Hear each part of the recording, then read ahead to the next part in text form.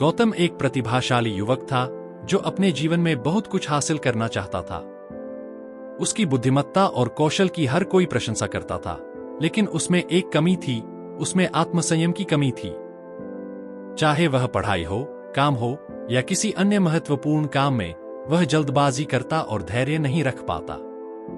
उसकी यह आदत धीरे धीरे उसकी सफलता में रुकावट बनने लगी।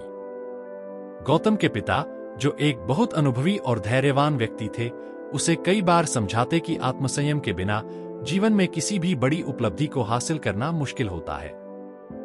लेकिन गौतम को यह बात हमेशा कठिन और बेमतलब लगती थी। वह सोचता था कि जब वह होशियार और मेहनती है, तो उसे आत्मसंयम की क्या आवश्यकता। एक दिन गौतम ने एक नई नौकरी शुरू की। यह नौकरी उसके जीवन का सबसे बड़ा मौका थी। लेकिन नौकरी के शुरुआती दिनों में ही उसकी आत्मसंयम की कमी सामने आ गई। वह अपने बॉस के निर्देशों को ध्यान से नहीं सुनता और जल्दबाजी में गलतियां करता।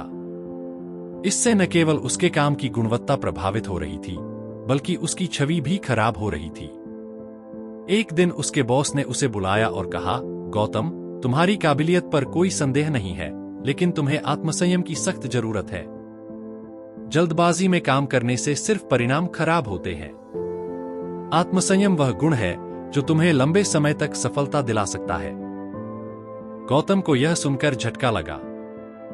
उसने सोचा था कि उसकी मेहनत और कौशल ही उसे सफलता दिला देंगे, लेकिन अब उसे यह समझ में आ रहा था कि उसकी असफलता का कारण उसकी आत्मसंयम की कमी है।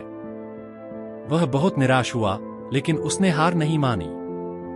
उसने अपने पिता की बातों को याद किया और आत्मसंयम की ताकत को समझने की ठानी। गौतम ने आत्मसंयम का अभ्यास करना शुरू किया।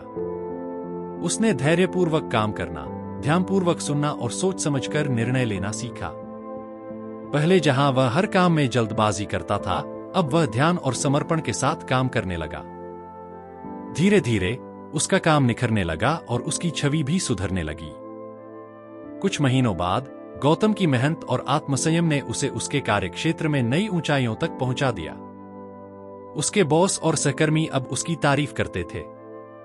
उसे यह समझ में आ गया था कि आत्मसंयम की ताकत से न केवल काम की गुणवत्ता बढ़ती है, बल्कि सफलता की राह भी आसान होती है।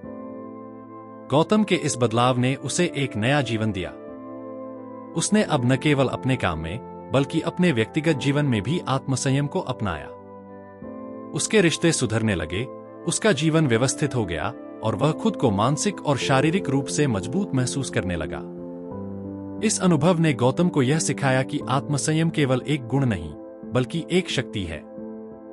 यह वह ताकत है जो हमें कठिन परिस्थितियों में भी संतुलित और स्थिर रखती है। चाहे किसी भी क्षेत्र में क्यों न हो, आत्मसंयम सफलता की कुंजी है। आत्मसंयम की शक्ति से जीवन में हर मुश्किल आसान हो जाती है। हमारे चैनल से जुड़े और ऐसी प्रेरणादायक कहानियों के साथ अपने जीवन को